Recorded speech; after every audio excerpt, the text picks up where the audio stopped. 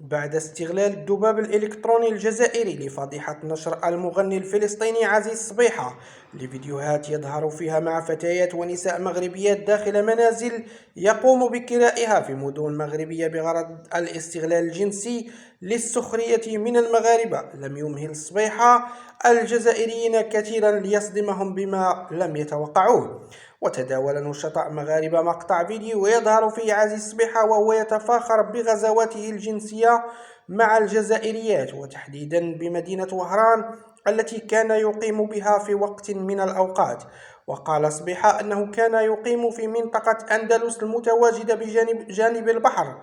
بمدينة وهران الجزائرية، حيث اعترف بمعاشرة 25 فتاة جزائرية كل يوم يأتي بواحدة لمنزله لاستغلالها جنسيا.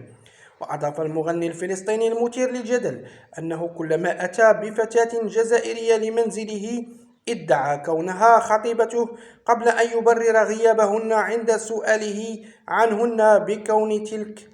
أمها توفت والأخرى صدمتها سيارة، والأخرى أصيبت بمرض القلب، والأخرى زوجة عمها توفت، والأخرى انتحرت، وهكذا.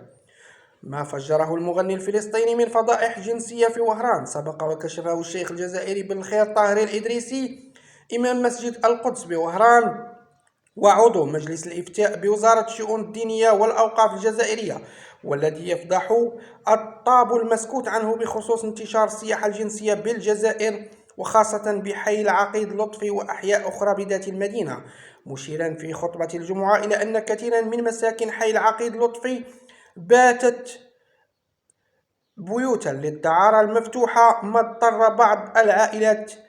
إلى مغادرته وبيع بيوتها بنصف القيمة. بقيت الإشارة إلى أن عزيز صبيحة الذي يحمل الجنسية الفلسطينية إلى جانب الإسرائيلية هو مغني مشهور يبلغ من العمر 57 عاما، وهو من مواليد مدينة الناصرية في فلسطين.